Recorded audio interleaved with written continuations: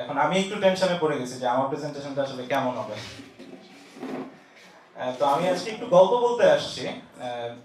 গল্পটা হচ্ছে এক ধরনের লুকানো স্থপতি, হিডেন আর্কিটেক্টস বলছি আমি। তাদের নিয়ে কিছু কথা বলবো যে তারা তারা আসলে কারা, কিভাবে কাজ করে, তারা কোথায় থাকে, কোত্থেকে তাদেরকে আমি খুঁজে পেলাম, এই ধরনের একটা ছোট্ট একটা গল্প বলতে চাচ্ছি। প্রেজেন্টেশনটা জানি না কেমন হবে, যেহেতু রিসার্চ আমরা জানি, সবাই দেখেছি যে আর্কিটেক্টরা আসলে খুব একটা রিসার্চের প্রতি আগ্রহী থাকে না মনে হয় আর কি আমার, যে কারণে একাডেমির সাথে প্র্যাকটিসের একটা গ্যাপ তৈরি হয়ে যায়। তো আমারটাও একটু রিসার্চ ড্রিভেন একটা গল্প। সো কতটা ভালো লাগবে এখনই বলতে পারছি না, শেষ হলে বলা যাবে।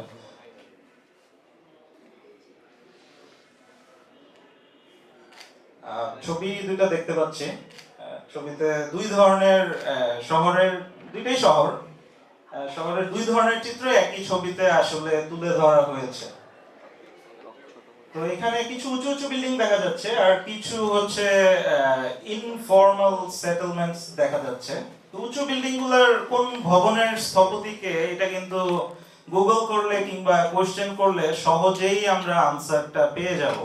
কিন্তু আমি যদি বলি যে ওই উঁচু বিল্ডিং না, ওই উঁচু দালান না, এই সমাজের অন্য একটা অংশ, যে অংশটা একটু নিচু, একটু অন্যরকম, একটু শহর শহর মনে হয় না, ওই জিনিসগুলো আসলে তৈরি হলো কিভাবে? ওইখানে কি মানুষ থাকে নাকি অন্য কেউ থাকে? ওইখানে কি আর্কিটেক্টর কাজ করবে নাকি করবে না? আর্কিটেক্টর করলে তো এরকম হওয়ার কথা ছিল না, অন্যরকম একটা কিছু হয়তো হওয়ার কথা ছিল, ওই যে উঁচু উঁচু দালানের মতো। তাইলে এই জিনিস তৈরি হলো কিভাবে? আর্কিটেক্টর তো করে নাই, তাহলে কারা করছে? আমরা তো সবাই জানি যে আর্কিটেক্টের কাজটা আসলে কি। আমরা মূলত আবাসন নিয়ে কাজ করি, এখানেও আসলে মানুষ থাকে, এবং কি পরিমাণ মানুষ থাকে আমরা আসলে কল্পনাও করতে পারি না, যে কি পরিমাণ মানুষ এখানে থাকে। তো আমার আজকের রিসার্চটা আসলে আমার মাস্টার্সের যে আমি যে থিসিসটা করি সেটার একটা ছোট্ট একটা অংশ আমি আজকে সবার সাথে শেয়ার করছি। তো আমি যখন রিসার্চটা করি, যেহেতু আমিও আর্কিটেক্ট, আমি মাস্টার্স করতে গিয়েছি এটা নেদারল্যান্ডসে। তো আমার সুপারভাইজারকে আমি বললাম যে আমি একটু বিল্ডিং ডিজাইন করব, ক্লাইমেট চেঞ্জ হচ্ছে, এখন বিল্ডিং কেমন হবে এটা আমাকে আসলে দেখতে হবে। তুমি তো জানোই যে বাংলাদেশ আসলে ক্লাইমেট চেঞ্জের খুব রিস্কের মাঝখানে আছে। তো নর্মাল সবাই তো খুব সুন্দর সুন্দর বিল্ডিং ডিজাইন করছে, কিন্তু ক্লাইমেট চেঞ্জ হইলে বিল্ডিংটা আসলে কেমন হওয়া উচিত। তখন আমার সুপারভাইজার দেখলাম যে খুব একটা খুশি না, সে বলতেছে না তুমি আরো কঠিন কিছু খোঁজো, এত সহজ কাজ করলে হবে না। তো আমি চিন্তা করলাম যে ক্লাইমেট চেঞ্জের কারণে বিল্ডিং কেমন হবে, এর চেয়ে বড় আর আর্কিটেক্ট এখন কি করবে। তো এরকম অনেক খুঁজতে খুঁজতে একদিন সেই আমাকে একটা জিনিস বললো যে তুমি কি জানো কিনা যে পৃথিবীর প্রায় 1 বিলিয়ন মানুষ এমন একটা জায়গায় থাকে যেখানে আসলে আর্কিটেক্টরা খুব একটা কাজ করে না। এটা 2020 সালের একটা ইনফরমেশন, যে প্রায় 1 বিলিয়ন মানুষ এই ধরনের ইনফর্মাল সেটেলমেন্টসে বসবাস করে। 1 বিলিয়ন মানুষ, 1 বিলিয়ন কত জানি তো নাকি আমরা? কিছুটা হয়তো ধারণা আছে। আর একটু সহজভাবে বললে 8 জনের 1 জন মানুষ হচ্ছে ওই রকম জায়গায় থাকে, যারা আসলে আমাদের ঠিক চোখের সামনে থাকেন। এবং আমি ইনফর্মাল সেটেলমেন্টস বলছি, কিন্তু ওইটা আসলে কি, টু সাম এক্সটেন্ট আমরা আসলে বাংলা ভাষায় খুব বাজেভাবে একটা নামে চিনি, বস্তি। ঠিক আছে, সো বস্তি শুনলে কি মনে হয় আমাদের? যাওয়া যাবে না, দেখা যাবে না, ধরা যাবে না, ছোঁয়া যাবে না, মনে হয় কি? নাকি মনে হয় না? নাকি মনে হয় যে খুব ভালো জায়গা, যাই একটু ঘুরে আসি? মনে হওয়ার কথা না, কারণ আমাদের সোসাইটি আমাদেরকে ওইভাবে আসলে তৈরি করে না। তো সুপারভাইজারের সাথে ওই কথা থেকেই আমার আসলে কাজটা শুরু হয়। এরপর আমি দেখি যে অবস্থা আসলেই খুব খারাপ। মানে ওদেরকে হেল্প করব কিভাবে? ওদের তো আসলে কোনো রেগুলেটরি ডেফিনেশনে ওরা আসলে নাই। তো যেই ডেফিনেশনেই ওরা নাই, শহরের ডেফিনেশন, প্ল্যানিং এর ডেফিনেশন, তুমি যদি কোনো মাস্টার প্ল্যান দেখো, আমরা যদি দেখি কোনো মাস্টার প্ল্যান কিংবা কোনো কিছু, তাহলে কোথাও দেখবো না যে একটু ইনফর্মাল সেটেলমেন্ট করার জন্য জায়গা রেখে দিচ্ছে। কিন্তু পড়াশোনা করতে যেয়ে দেখলাম যে এরা আসলে আমাদের প্রয়োজনেই তৈরি হচ্ছে, এরা কিন্তু মানে ওদের প্রয়োজনে তৈরি হয়নি, আমাদেরকে সাপোর্ট দেওয়ার জন্য একটা শহরে এই ধরনের জায়গা তৈরি হয়। আমরা যেহেতু পছন্দ করি না এই ইনফর্মাল সেটেলমেন্টস, আমরা আমরা সবাই কি চিন্তা করি, দেই তুলে দেই, একটু তুলে দেই, এখানে থাকার দরকার নাই, শহরের বাইরে যেয়ে থাকুক। সরকার এরকম প্রচুর প্ল্যান করে, থাকতে দেয় না। কিছুদিন আগেই আমরা একটা ঘটনা দেখছি যে গুলশানের কাছে একটা ঘটনা না বলে দুর্ঘটনা বলা যায়, ঠিক আছে, যে শহরের ভেতরে আসলে এদেরকে আমরা রাখতে চাই না, চাই যে শহর থেকে দূরে কোথাও যেয়ে থাকুক, কিন্তু ওদেরকে ছাড়া আমাদের আসলে টিকে থাকা খুব কঠিন এবং মুশকিল। তো এখানে ওই জিনিসটাই দেখানো হয়েছে যে কোনো ডেফিনেশনে ওরা আসলে নাই, রেগুলেটরি কোনো ডেফিনেশনে নাই। এরা আবার শহরের এমন জায়গাটায় থাকে যে জায়গাটা ক্লাইমেট চেঞ্জের জন্য সবচেয়ে যে ভালনারেবল যে জায়গাগুলো, সেই জায়গাগুলোতেই মূলত থাকে। বাট এদের চমৎকার একটা বিষয় থাকে যে আমরা যত ভঙ্গুর, এরা আবার ততটা ভঙ্গুর না। কড়াই বস্তিতে আগুন লাগলো, কিন্তু তুমি জায়গা দেখো আবার ওরা ওইখানেই ফেরত গেছে, ওইখান থেকে হয়তো দূরে কোথাও চলে যায়নি যতক্ষণ না সরায় না দেয়। বুলডোজার নিয়ে আসলে ওরা কি করে, বুলডোজারের সামনে যেয়ে দাঁড়ায় ওরা, ঠিক আছে, ওদের একটা শক্তি আছে। তো আমি একটু ওদের শক্তিটা কেমন সেটা আসলে একটু দেখার চেষ্টা করবো। তো এটা একটু আমি লিটারেচার, যেহেতু রিসার্চ বলেছি, লিটারেচারের জায়গা থেকে মানে ওদেরকে নিয়ে কাজ করা কেন কঠিন।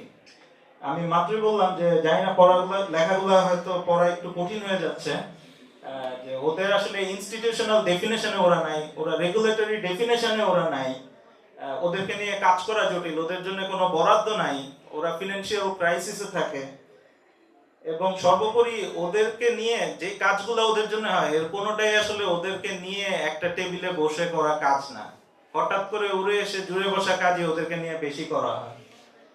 কিন্তু এই যে ইনফর্মাল সেটেলমেন্টস গুলো, এগুলো হচ্ছে একটা শহরের সবচেয়ে গ্রোয়িং পার্ট। তুমি আজকে একরকম দেখে আসছো, 2 দিন পর যে ঠিক ওই রকম না দেখার সম্ভাবনাটাই এখানে বেশি। এরা প্রতিনিয়ত চেঞ্জ করে, কিছু না কিছু অ্যাড্রেস করে, সমস্যা নিয়ে বসে থাকে না। আমরা যেমন বসে থাকি, দেখি একটু ডাক্তারের কাছে যাবো, ওরে ডেকে আনবো, এরকম ওরা করে না। ওরা হাতের কাছে যা পায় তাই নিয়ে ঝাঁপায় পড়ে সমস্যা মোকাবেলার জন্য। তো ওরা হচ্ছে যেই ভালনারেবিলিটিটা ফেস করে সেটাকেই সলভ করার চেষ্টা করে, এবং এক ধরনের অ্যাডাপটিভ রেসপন্সের ভেতর দিয়ে যায়। তো এই জায়গাটাতে আমাদের যদি ইনস্টিটিউশনাল জায়গা থেকে মানুষজন একটু সাহায্য করত, তাইলে ওদের এই কাজটা হয়তো সহজ হইতো। কিছু কিছু ক্ষেত্রে করেও আসলে, কিন্তু তারপরও কেন যেন কাজটা সহজ হয় না। তো সেটাও আমরা হয়তো, যেহেতু এটা লিটারেচারের অংশ, কাজে গেলে হয়তো কিছুটা দেখতে পারবো। তো এটা IPCC6 inter governmental panels for climate change নামে একটা গোষ্ঠী আছে সারা পৃথিবীতে যারা ক্লাইমেট চেঞ্জ নিয়ে কাজ করে। ওদের একটা ফ্রেমওয়ার্ক, যে ক্লাইমেট চেঞ্জ নিয়ে কাজ করতে হলে, স্পেশালি ইনফর্মাল সেটেলমেন্টসে কাজ করতে হলে কি ঘটনা দিকে খেয়াল রাখতে হবে। যে এখানে 3টা ঘটনা আছে, যে হ্যাজার্ড, ভালনারেবিলিটি এবং এক্সপোজার। স্পেশালি ইনফর্মাল সেটেলমেন্টস এর ক্ষেত্রে এই জিনিসগুলোকে অবশ্যই ডিজাইনের মাধ্যমে কমায় আনতে হবে, প্ল্যানিং এর মাধ্যমে কমায় আনতে হবে, এবং এগুলা যখন কমে আসবে তখন তার আসলে রিস্কটা কমে যাবে। এবং ওদের যেহেতু আসলে অ্যাডাপটিভ ক্যাপাসিটি ভালো, বাট ডেফিনেশন ওয়াইজ আসলে ক্যাপাসিটি অতটা ভালো না, যতটুকু প্রয়োজন ঠিক ততটুকু নিয়ে ওরা আসলে ফাইট করে। তো এই জিনিসগুলো ওদের ক্যাপাসিটি বাড়ানোর চেয়ে আমাদের রেদার, হ্যাজার্ড, ভালনারেবিলিটি, এক্সপোজার, এই জিনিসগুলো কমায় আনা আসলে সহজ ওরা বলছে, কিন্তু বাংলাদেশের পার্সপেক্টিভে এটা আসলে খুবই কঠিন একটা কাজ।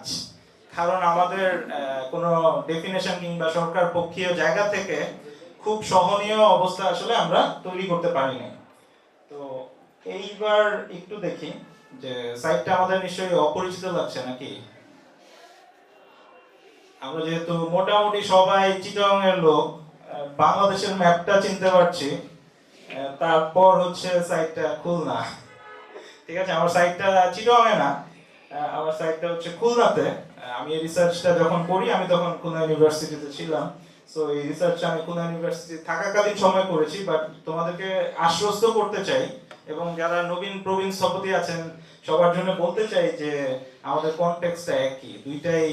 আমাদের চিটাগাং যেমন কোস্টাল শহর, খুলনাও তেমনি একটা কোস্টাল শহর আসলে।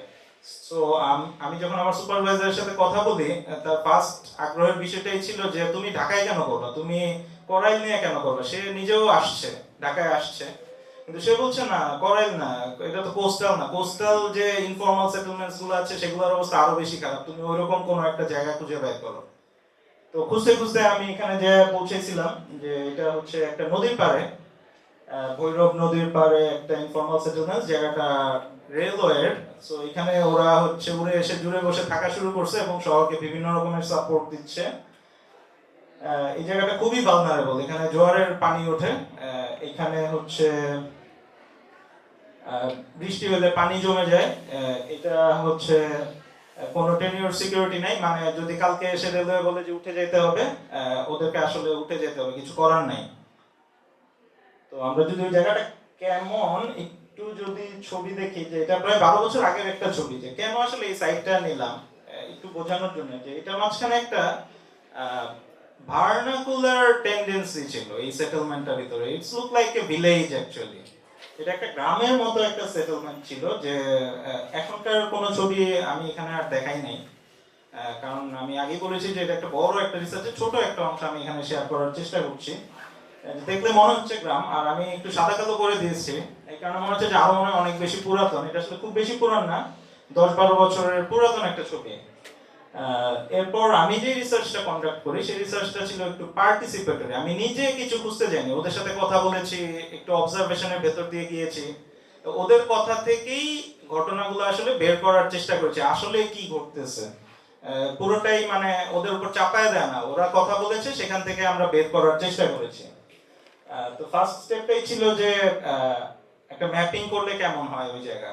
তো ম্যাপিং করতে গিয়ে যে এই ড্রয়িং কিন্তু আমাদের করা না, এই ড্রয়িংটা ওরাই ওদের সেটেলমেন্টের ড্রয়িং করেছে। ড্রয়িংটা আর একটু বড় ছিল, একটা অংশ আমি একটু এখানে দেখিয়েছি। যে ড্রয়িং করতে যে ড্রয়িং এর মাঝখানে দেখা যাচ্ছে যে একটা রেল লাইন গেছে, এর পাশে সূর্য আছে, কিছু ঘর এঁকেছে, ঘরগুলোর কোনো আসলে জানালা নাই, একটা ঘর ডান দিকে তো একটা বাম দিকে, একটা মাথা উপরে তো আরেকটা নিচে, কোথাও পানি চলে আসছে, এর মাঝখানে আবার একটা কলও এঁকে রাখছে। তো ওদের এই ড্রয়িং থেকে আমরা আসলে কিছুটা আন্দাজ করতে পারি যে অবস্থা আসলে কতটা খারাপ ওদের, যে জানা লাগতেছে না। এবং আমরা যেহেতু আর্কিটেকচারের মানুষজন এখানে আছি, দেখবো যে কোনো ঘরের আসলে এভাবে প্লিন্থটাও ড্র করে নাই, ঠিক আছে। সো এবং পানি রাস্তায় উঠে আসতেছে, মানে ওরা আসলে খুব যে ভালো আছে ছবিটা দেখলেই বোঝা যায় ওরা যে ভালো আছে এরকম বলার আসলে কোনো কারণ নাই। তো আমি আসলে এখানে যেটা দেখার চেষ্টা করছি, শুরুতেই যেই টার্মটা বলেছি যে হিডেন আর্কিটেক্টস, এই কারণে আমি আসলে দেখার চেষ্টা করছি ওদের তো ঘরবাড়ি বানানোর আসলে কোনো ডিগ্রি নাই। ওরা তাহলে আসলে এই সমস্যাগুলো কিভাবে মোকাবেলা করে, ওরা আসলে কোথা থেকে এই জিনিসটা শিখলো, কিভাবে শিখলো, সেটা কিভাবে কাজে লাগায়, এবং ওরা যা করতেছে এটা নিয়ে ওরা কি ঠিক ভালো আছে কিনা, এই জিনিসটা আমি আমার রিসার্চে দেখেছিলাম, দেখার চেষ্টা করেছি আসলে। তো চেষ্টা করতে যে একটা জিনিস খুব ইম্পর্টেন্ট, যে আমি আপনি যেটাকে সমস্যা মনে করছি এটা কিন্তু ওদের কাছে সমস্যা না। ওরা ওইটাকেই সমস্যা বলে যেটা আসলে ওরা ফেস করে, ওরা যেটাকে সমস্যা বলে সেটাই আসলে ওদের কাছে সমস্যা। আমি সমস্যা বললেই ওরা সমস্যা বলে মানে মেনে নিবে না, আমি একটা সলিউশন দিলেই ওরা সেই সলিউশনও আসলে নিবে না। সো ওদের আগে পারসিভ করতে, ওরা আসলে এক্সপেরিয়েন্স করে প্রবলেমটাকে। এবং আরেকটা বড় বিষয় হচ্ছে আমি বললে নিবে না, কিন্তু ওই সেটেলমেন্টের ভেতরে আরো 2-4 জন বললে কিন্তু ঠিকই আবার ওদের কথা ওরা শুনে। ওদের মাঝখানে সোশ্যাল নেটওয়ার্কিং চমৎকার, মানে এক্সিলেন্ট, আমাদের শহরে ওই জিনিস নাই, ওদের মাঝখানে যা আছে। তো এই পুরো বিষয়টার উপরই আসলে ডিপেন্ড করে যে ওরা আসলে কতটা ভালনারেবিলিটি এক্সপোজড হবে, ওরা আসলে কিভাবে ড্যামেজটা কত দ্রুত আসলে রিডিউস করতে পারবে, এবং কি কি মেজারমেন্ট আসলে নেবে। এখন এই মেজারমেন্ট গুলো আসলে ডিপেন্ড করে মূলত টাকা পয়সার উপর, ঠিক আছে। মানে আমাদের শহরে যেরকম ঠিক ওইখানেও একই অবস্থা, যা টাকা আছে সে ভালো মেজারমেন্ট নিতে পারে। মানে থিওরি বলছে, ওরা কি করছে আমি পরে বলছি, থিওরি বলছে যে টাকা থাকলে টাকা নাই এটাই হচ্ছে সমস্যা, থিওরিটিক্যালি এই কথাটা বলছে। টাকার উপর ডিপেন্ড করে কার কি নলেজ আছে, কতটুকু রিসোর্স আছে, তারপর কে বানায় দিবে, এই জিনিসগুলো ডিপেন্ড করে, কিন্তু মেইন রোল প্লে করে হচ্ছে টাকা, এই কথাটা থিওরিটিক্যালি বলছে। তো তারপর আমি একটা ফ্রেমওয়ার্ক ডেভেলপ করি। রিসার্চ করতে গেলে একটু এই ধরনের ফ্রেমওয়ার্ক বানাতে হয়, ফ্রেমওয়ার্ক না বানালে অ্যাকসেপ্ট করে না, কাজ করতে দেয় না আসলে। তো আমারও এটা পাস করাইতে হয়েছে, তারপর কাজ করতে দিয়েছে। আমি ওদেরকে বলেছিলাম যে ওরা ওদের নলেজ কাজে লাগিয়ে কিভাবে ক্লাইমেট চেঞ্জটাকে পারসিভ করছে, এবং দেন সেই পারসেপশনটা থেকে কিভাবে তাদের হাউজিংটা আসলে এভরিডে ট্রান্সফর্ম হচ্ছে। ওদের হাউজিং খুবই প্রোডাক্টিভ একটা বিষয়, একটা প্রসেসের মতো। এটা আসলে খুব সহজে মানে আমরা যেভাবে একটা বাসা বানাই সেটাকে অ্যাক্টিভেট করি ঠিক ওই রকম না আসলে প্রসেসটা। ওদের ওখানে গেলে দেখা যাবে যে জায়গাটা ওদের না, মালিককে আমরা জানি না, কিন্তু ওরা আবার ঠিকই ভাড়া দিচ্ছে কাউকে না কাউকে। সো প্রসেসটা আসলে চলমান একটা প্রসেস। এবং ফাইনালি আমি দেখার চেষ্টা করেছি যে এটা আসলে কতটুকু ইফেক্টিভ হলো, ওরা যে ডিসিশনগুলো নিজেরা নিল। তো সব ডিসিশন আসলে পজিটিভ হবে না, এটা থিওরি বলছে আমাদেরকে। এর কিছু অংশ ম্যাল অ্যাডাপ্ট হয়, যে কিছু অংশ আসলে কাজ করে না, সব ডিসিশনই ভালো নেয় ওরা, বিষয়টা মোটেই ওরকম না। তো ম্যাল অ্যাডাপ্টেশনটাও ওদের এক্সপেরিয়েন্সকে এনহ্যান্স করে এবং পরবর্তী ডিসিশন নিতে আসলে সাহায্য করে। তো আমি এই ফ্রেমওয়ার্কটাই আসলে টেস্ট করার চেষ্টা করি আমি আমার রিসার্চে। তো ফার্স্টে আমি আসি, এখন কিছু টেবিলার চার্ট দেখাবো আসলে। যে ফার্স্টে আমি দেখি যে ওদেরকে আসলে আমরা কোয়েশ্চেন করি নাই যে আপনি আসলে ক্লাইমেট চেঞ্জ ওরা কিন্তু আসলে পারসিভ করতে পারে না। আমরা যেরকম বইয়ে টয়ে পড়ে আসছি, এটা সেটা পডকাস্ট দেখি, ভিডিও দেখি, ইউটিউবে দেখি, ইভেন সেমিনার অ্যাটেন্ড করি যে ক্লাইমেট চেঞ্জ একটা বিষয় বলে যে জিনিস আছে, এটা আসলে ইনফর্মাল সেটেলমেন্টস এর মানুষজন খুব একটা অ্যাড্রেস করতে পারে না। ওরা মোটেই এটাতে অ্যাওয়্যার ওইভাবে আসলে বলা যায় না। বাট অনেক এনজিও প্রচুর কাজ করতেছে ক্লাইমেট চেঞ্জ নিয়ে, অ্যাওয়্যার করার চেষ্টা করছে। কিন্তু আমরা যেই সেটেলমেন্টটা নিয়ে কাজ করেছি, কথা বলতে যে দেখছি যে ক্লাইমেট চেঞ্জ বললে আসলে কোনো আনসার পাওয়া যাচ্ছে না। যাদের সাহায্যে আমি আসলে কাজটা করেছিলাম তাদেরকে প্রথম দফায় যে ফেরত আসতে হয়, কারণ আমরা যেভাবে কোশ্চেনিয়ার রেডি করছি ওরা আসলে কোনো কোশ্চেনিয়ারেরই আনসার দিতে পারছিল না। এরপর আমরা অন্যভাবে বোঝার চেষ্টা করি ওরা আসলে কি প্রবলেম ফেস করে, প্রবলেমটা আসলে কি, ওইটা দিয়ে ইনডিরেক্টলি বোঝানোর চেষ্টা করি যে আপনারা আসলে কোন প্রবলেমের মধ্যে আছেন। তো ওইরকম একটা প্রবলেমে গেলে দেখা যায় যে যে ওরা বলতেছে যে ঝড়ের কারণে খুব সমস্যা হচ্ছে, আগের যে হচ্ছে ঝড়টা এখন খুব বেড়ে গেছে। বাট টেকনিক্যালি আমরা যখন ডেটা অবজার্ভ করি, খুব রিসেন্টলি আমরা দেখেছি যে ঝড় বৃষ্টির চেয়েও আরেকটা বড় সমস্যা আসলে ওদের স্পেশালি ইনফর্মাল সেটেলমেন্টস গুলোতে দেখা দিচ্ছে, সেটা হচ্ছে হিট স্ট্রেস। তো ওরা, আমরা যে কোশ্চেন করেছি সেখান থেকে আসলে হিট স্ট্রেসটা সরাসরি আসে নাই, আমরা পেয়েছিলাম যে ঝড়ের কারণে সমস্যা হচ্ছে। এবং আমরা আরেকটা জিনিস দেখেছি যে ওরা যে ডিসিশন নিচ্ছে, আমার ছবিটা যদি একটু মনে থেকে থাকে যে দেখেছিলাম যে ওইটা কাইন্ড অফ ভিলেজ, মানে গ্রামের মতো। ওরা কিন্তু যেহেতু ওদের লোকাল নলেজ কাজে লাগিয়ে, লোকাল নলেজ বলতে আমি ইনহেরেন্ট কিংবা ট্রেডিশনাল নলেজের কথা বলছি, সব ডিসিশনগুলো নেয়, ওরা কিন্তু অনেক বেশি নেচার ডিপেন্ডেন্ট। তো দিনকে দিন 12 বছরের মধ্যে ওই জায়গায় আসলে বলা গেলে এখন গেলে ওরকম কোনো গাছ দেখা যায় না।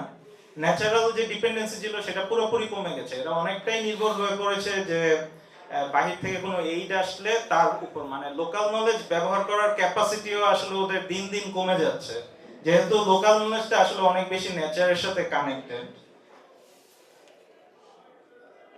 এবং আমরা যখন খুঁজতে গেলাম যে সমস্যাটা আসলে কি, সমস্যাটা খুঁজতে যে যেটা দেখলাম যে কোনো কিছু, একমাত্র ঘরের কোনো কিছু যদি ভেঙে যায়, কোনো কিছু না ভাঙা পর্যন্ত ওরা ওইটাকে সমস্যা বলে না। ঘরে যদি পানি ঢোকে তাইলে সমস্যা, বৃষ্টি কোনো সমস্যা না, ঝড় হয়েছে ঝড় কোনো সমস্যা না, আরেকজনের ঘর ভেঙে গেছে ওইটাও তার কাছে সমস্যা না, আমার ঘর যখন ভেঙে যায় তখন আসলে সেটাকে ওরা হচ্ছে সমস্যা হিসেবে দেখানোর চেষ্টা করছে। সো আমরা আমাদের রিসার্চ থেকে দেখলাম যে ফিজিক্যাল ড্যামেজ, ক্লাইমেট চেঞ্জ হচ্ছে ওদের কাছে আসলে ফিজিক্যাল ড্যামেজ নামের একটা জিনিস।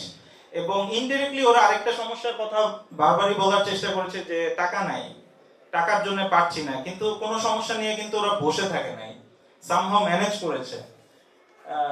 তো এটা একটা আমাদের কন্টেন্ট ডায়াগ্রাম, যে কোরিলেট করার চেষ্টা করেছি যে ওদের কথাগুলোকে, ওদের বিভিন্ন ধরনের কোশ্চেনের আনসার থেকে ডিসিশনগুলোকে আমরা কোডিং এর মাধ্যমে কোরিলেট করার চেষ্টা করেছি। এবং সেখানেও দেখেছি যে ওদের বেশিরভাগ কথাই আসলে ঝড়ের উপর নির্ভরশীল। এবং ঝড়ের সাথে ওদের হচ্ছে ফিজিক্যাল ড্যামেজটা, যেহেতু ফিজিক্যাল ড্যামেজ ওদের বড় সমস্যা, আমরা এই বিষয়টা বুঝতে পারি যে ঝড়টাই আসলে তাদের জন্য বড় সমস্যা। বাট হিট স্ট্রেসের বিষয়টা কিন্তু ওরা সরাসরি না বললেও আমরা দেখি যে বিভিন্ন কোডের মাধ্যমে আমরা এটা বুঝতে পারি যে ওরা ইনডাইরেক্টলি হিট স্ট্রেসের কথা আসলে বলছে। তো এবার আমরা যদি একটু দেখি যে ওরা আসলে কি ডিসিশন নেয়, একটু ডিসিশনগুলো নিলে আমরা দেখব যে আমরা চারটা অংশে দেখি যে প্লিনথে কি কাজ করে, ফ্যাসাদে কি কোনো চেঞ্জ আনে কিনা, স্ট্রাকচারাল যে বিষয়গুলো আছে সেগুলো কি মডিফিকেশন করে কিনা, এবং রুফে কি ঘটনা ঘটে। এখানেও ড্রয়িংটা মূলত আমাদের একটা ড্রয়িং এর উপর ওরা একটু হাত ঘুরিয়েছে এখানে। সেখানে আমরা ফার্স্টে দেখি যে প্লিনথে আসলে ওরা যেটা চেষ্টা করে যে যে ঘরগুলো, যে ইনফর্মাল ঘরগুলো থাকে, সেই ইনফর্মাল ঘরগুলোতে ওরা আসলে প্লিনথটা পাকা করার চেষ্টা করে। এবং শুরুতেই পাকা করে এরকম না, ফার্স্টে কখনো মাটি দিয়ে উঁচু করে, ফার্স্টে উঁচু করার ট্রাই করে, এরপর ইট পাইলে ইট দিয়ে দেওয়ার চেষ্টা করে, তারপর একটু যদি সিমেন্ট পায় সিমেন্ট দিয়ে সেটাকে ঢেকে দেয়, এবং একসময় ওরা পাকা করার চেষ্টা করে। সো ওদের আলটিমেট গোল থাকে আসলে পাকা একটা প্লিনথে পৌঁছানো। এবার যদি আমি স্ট্রাকচারাল সিস্টেম গুলার দিকে তাকাই একটু, মানে আমরা এখানে বিভিন্ন ড্রয়িংটাতে দেখবো যে আমরা কন্টেম্পোরারি বিল্ডিং এ যে ধরনের ব্রেসিংস দেখি, ওরাও আসলে বাঁশ কাঠ দিয়ে অনেক রকমের ব্রেসিংস এর ট্রাই করে।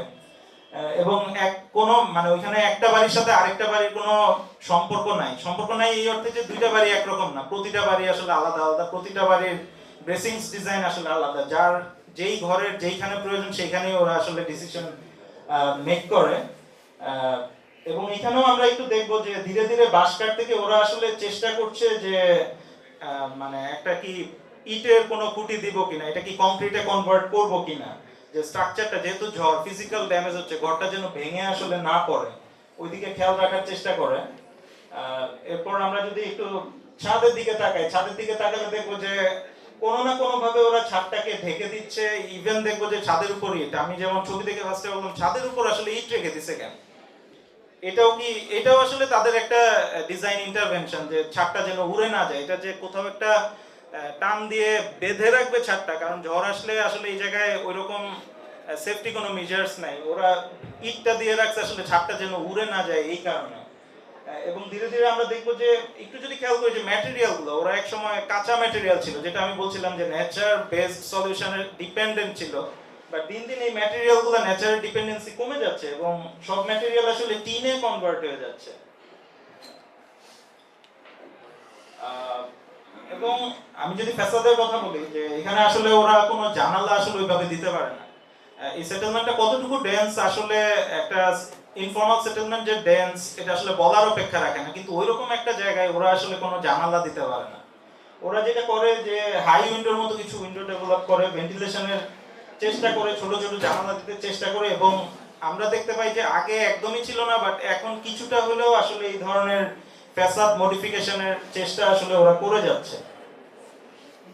তো এখানে আসলে ডিসিশনগুলা আসলে কি ডিসিশন নিয়েছিল এটা আসলে ইম্পর্টেন্ট না, আমার ওইটা আসলে দেখানোর বিষয় না। আমার রিসার্চের বিষয়টা ছিল যে ডিসিশনগুলো আসলে কেন এরকম, এবং ওইখানে যে আমরা যেটা দেখতে পারি যে ওরা আসলে এক ধরনের স্ক্যারসিটির ভেতরে আছে, একটা অভাবের ভেতরে আছে, যেই অভাব থেকে আসলে ওরা এই শক্তিটা আসলে পায়।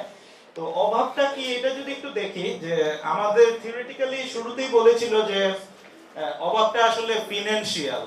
তো ওদের সাথে কথা বলেও আমরা আসলে দেখতে পাই যে ওরা আসলে কেন এরকম ডিসিশনগুলো নেয়, এটা একটা বড় আনসার আমরা পাই যে ওরা আসলে অর্থের অভাবেই আছে, যে কারণে ডিসিশনগুলো একটু মানে ঠিক ফর্মাল ডিসিশন ওরা নেয় না। এবং আমরা যেটা দেখতে পাই এই ফিনান্সিয়াল স্ক্যারসিটিটাই তাদের এই ডিসিশন মেকিং এর ক্ষেত্রে বড় রোল প্লে করে।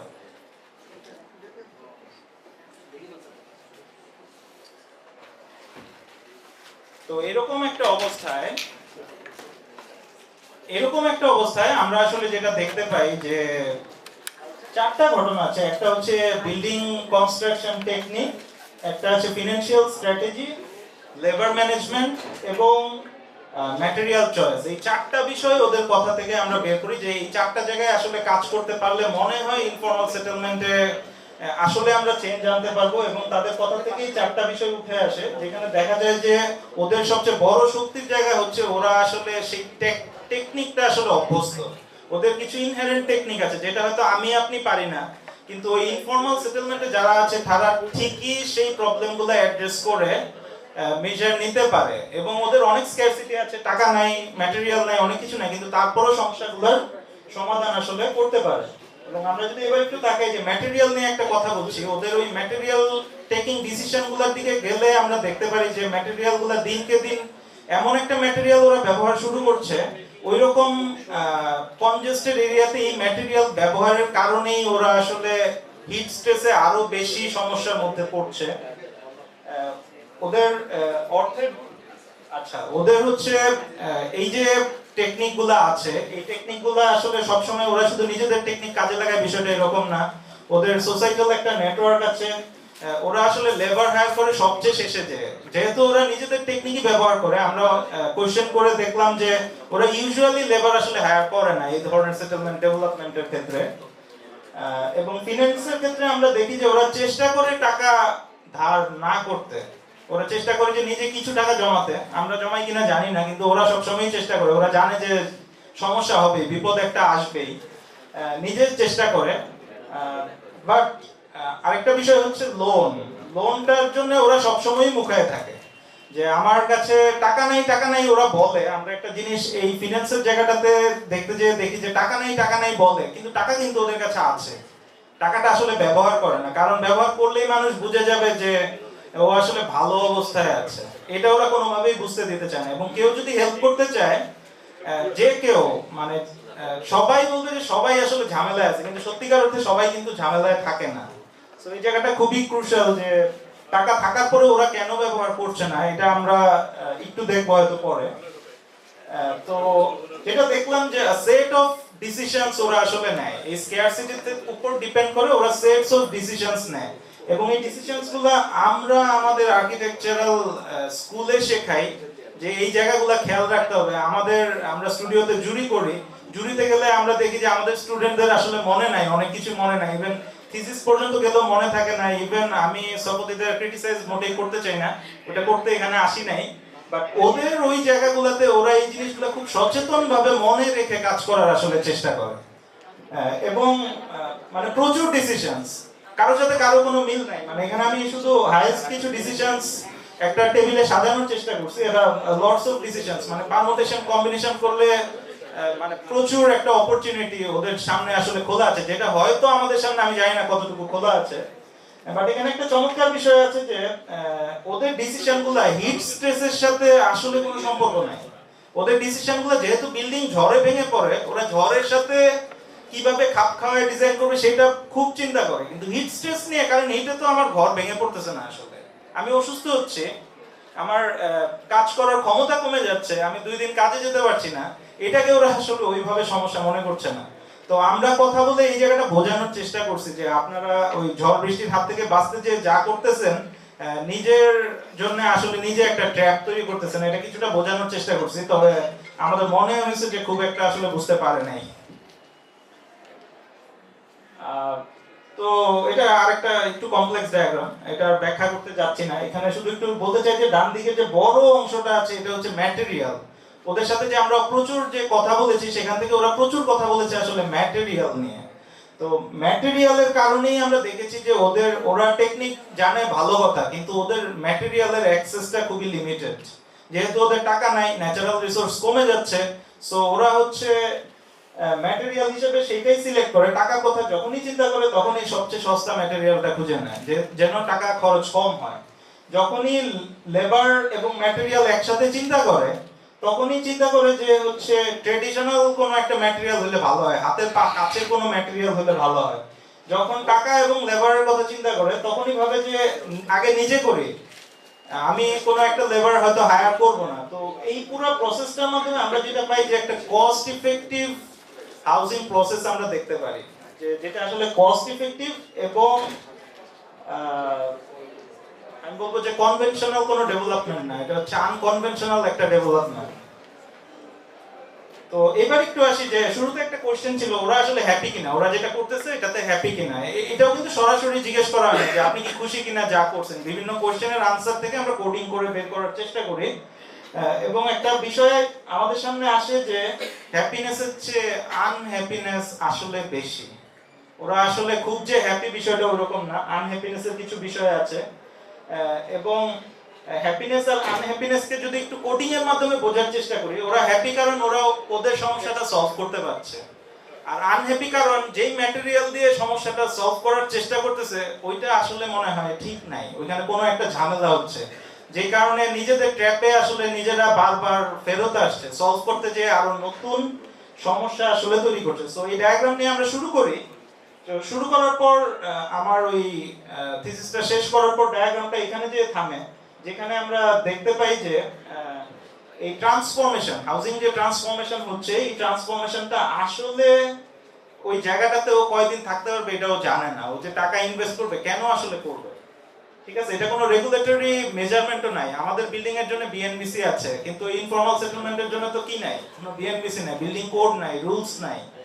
শুধু একটা রুলস আছে যে পাকা ওই জায়গার জন্য, এটা আমি যতদূর জানি যে এক এক জায়গার জন্য এক এক রকম হতে পারে, যে পাকা কোনো ছাদ আসলে দেয়া যাবে না। পাকা ছাদ দিলে এসে ভেঙে দিয়ে যাবে, উঠে দিলে ঝামেলা হবে, সো কেউ পাকা ছাদ দেয় না, সবাই পিচ রুফ ইউজ করে। সো এই টেনিয়র ইনসিকিউরিটির কারণে আসলে পুরো ডিসিশন মেকিংটা একটা ট্র্যাপের মধ্যে পড়ে যাচ্ছে। এবং আমরা আগে দেখেছি যে ম্যাল অ্যাডাপ্টেশন হচ্ছে, আমাদের থিওরি বলছে যে ম্যাল অ্যাডাপ্টেশন হচ্ছে, যে সব ঠিক হবে এরকম না, এবং আমরা রেজাল্টেও দেখেছি যে ম্যাল অ্যাডাপ্টেশন হচ্ছে। বাট ঝামেলা যেটা হচ্ছে যে আমি আমার সাইটে যে দেখছি ম্যাল অ্যাডাপ্টেশনটা ওরা অ্যাড্রেস করছে, বিষয়টা শুধু এরকম না, ওরা কিছু কিছু ভুল প্র্যাকটিসকে ঠিক প্র্যাকটিস হিসাবে বারবার ব্যবহার করছে। তার মানে আমরা যে লোকাল নলেজকে স্ট্রেংথ বলছি, সেই লোকাল নলেজটাও আসলে চেঞ্জ হয়ে যাচ্ছে। সো এখন যেহেতু ওরা নেচার বেস সলিউশনে একসময় ডিপেন্ডেন্ট ছিল, ওই জায়গা কনজেস্টেড হয়ে যাওয়ার পর নেচার বেস আর আসলে জিনিসটা নাই, তো নলেজ আর আগের মতো নাই, এখন নতুন ম্যাটেরিয়াল দিয়ে নতুন নলেজ আসলে ডেভেলপ করছে। সো এটা একটা ট্র্যাপের মতো আসলে কাজ করছে। সো অনেক জায়গায় এটাকে স্ট্রেংথ হিসেবে দেখায়, আমিও স্ট্রেংথ হিসেবেই বলতে চাই, বাট এই জায়গাগুলা অ্যাড্রেস করা আসলে খুব ইম্পর্টেন্ট। তো এখানে কিছু হচ্ছে রিকমেন্ডেশন আছে। রিকমেন্ডেশন গুলো যদি আমি একটু জাস্ট বলতে চাই যে এই রিসার্চটা করে আসলে কি লাভ হইলো আমার। ফার্স্টে একটু বলতে চাই যে আর্কিটেক্টরা অনেকেরই আছে যে আর্কিটেক্টরা আসলে ইনফর্মাল সেটেলমেন্ট নিয়ে কাজ করবে কিনা। সত্যি কথা বলতে আমাদের দেশে সুযোগ আসলে খুব সীমিতই, যে যেচে পড়ে কাজ করতে না চাইলে আসলে কাজ করা মুশকিল। কিন্তু শুরু থেকে আমি যেভাবে গল্পই যদি বলি, যে গল্পটা বোঝানোর চেষ্টা করলাম যে সমাজের ওদের জন্যও কাজ করাটা আসলে আমাদের একটা দায়িত্ব। তো এই রিকমেন্ডেশন গুলো হচ্ছে তাদের জন্য যারা আসলে সুযোগ হয়তো পেয়ে যাবে। সুযোগ কিন্তু কেউ তৈরি করে দেবে না, সুযোগ হয়তো আমরা তৈরি করে নিতে পারি। এবং এনজিও গুলো প্রচুর চেষ্টা করতেছে যেন আর্কিটেক্টরা ইনভলভ হতে পারে। আমরা ব্র্যাকের কথা সরাসরি জানি, এবং কক্সবাজারে আমরা দেখেছি যে ইন্টারভেনশনের আসলে প্রচুর সুযোগ আছে আমাদের। তো এরকম একটা জায়গা থেকে আমরা একটু স্কেলিং করার চেষ্টা করি, যে উপরে কোনটাকে রাখবো, আগে কোনটা নিয়ে কাজ করবো। যেহেতু শুরু থেকে দেখছি যে ফিনান্সের ঝামেলা, তো ফিনান্স নিয়ে মানে আমরা যেই ডিজাইনই করি আমার যেন খরচ কম হয়, এটা একটু মাথায় রাখতে হবে। ম্যাটেরিয়াল চয়েস, এই যে ম্যাটেরিয়াল পুরো ঝামেলাটাই তৈরি হচ্ছে আসলে ভুল ম্যাটেরিয়াল চয়েস করার কারণে। তো এরকম একটা জায়গায় অবশ্যই একটু হিট স্ট্রেসের কথা মাথায় রেখে, আমার এই কনজেশন কেমন, সেখানে সেই কনজেশনের কথাটা মাথায় রেখে আমার হচ্ছে ম্যাটেরিয়ালটা চয়েস করা, স্পেশালি হিটের জন্য আমি বলবো। লেবার এমন কোন টেকনিক ওদের উপর চাপায় না দেই যে ও যেন এটা ভেঙে গেলে ওটা নিয়ে বসে থাকতে না হয়, ও যেন পরের দিনই ঠিক করতে পারে।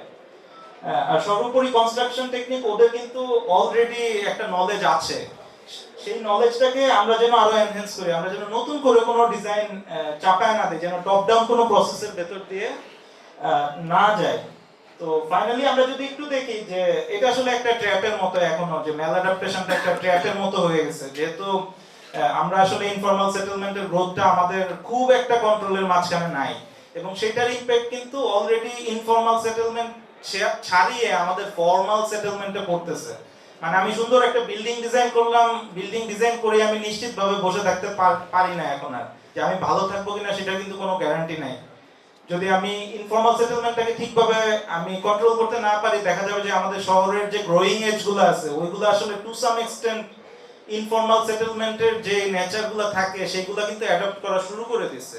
একটু গ্রামের কথা চিন্তা করি, আমাদের গ্রামগুলা আগে একসময় যেগুলা শুধু গ্রামই ছিল, সেই গ্রামগুলাতে এখন গেলেও কিন্তু ওই ডেনসিটি বেড়ে যাওয়ার সাথে সাথে ইনফর্মাল সেটেলমেন্টের যে বেসিক নেচারগুলো আছে সেই নেচারগুলো একটু একটু করে আসা শুরু হচ্ছে। কেন আসতেছে? আসতেছে কারণ হচ্ছে আমরা আসলে আমাদের ইনফর্মাল সেটেলমেন্ট গুলা নিয়ে মনে হয় প্রপার ওয়েতে কাজ করি না। তাহলে ইনফর্মাল সেটেলমেন্ট কিন্তু সেটেলমেন্ট থেকে বের হয়ে এসে ভাইরাসের মতো আমাদেরকে আসলে ঘিরে ধরবে একসময়।